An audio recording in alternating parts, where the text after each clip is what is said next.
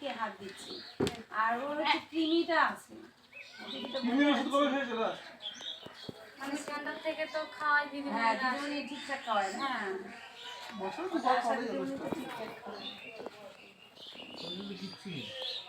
না, না, ওটা থেকে অনেকটাই বেটার আছে, হ্যাঁ, ভালোই ওইটুকু হচ্ছে। হচ্ছে। এবার একটু ভালো করে যত্ন নেন। যত্ন নিয়ে না, ভিটামিন খাওয়ান, একটু খাবারটা খাওয়ান। ডাক্তার দেখিয়েছিলেন?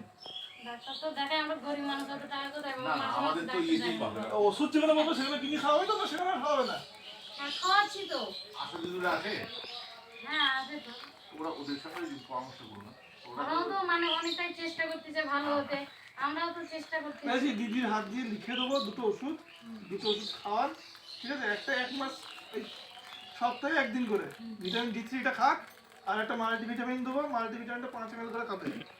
খেয়ে হাত দিচ্ছিলাম। মাল্টিভিটামিন 4-5 মাস কন্টিনিউ করো, তারপরে দেখো যে কেমন থাকে, ঠিক আছে? ঠিক আছে।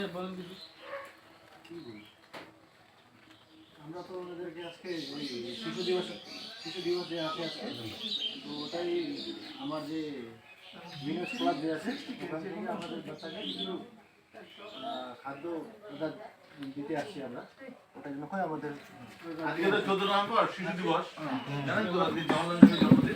বলছিল দিদিমণি। দিদি বলেছে, ওই যে শিশু দিবস উপলক্ষে আমরা এরকম যারা এরকম সমস্যা তাদের সঙ্গে একটু কথা বলবো, বাচ্চাগুলো এবং ছোট কিছু গিফট আমরা নিয়ে এসেছি আপনাদের জন্য। হয়তো সেটা খুব বেশি আপনার হবে না, কিন্তু ওটাই একটা আজকের দিনটা আমরা উদযাপন করছি পুণ্যের সঙ্গে।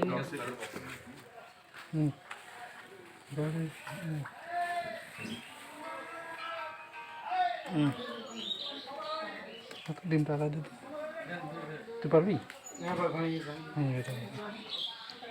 ওখানে বসে দিন, বসে দিন।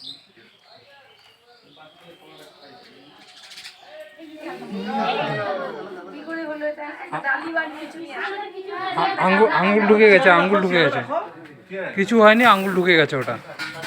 হয়ে গেছে।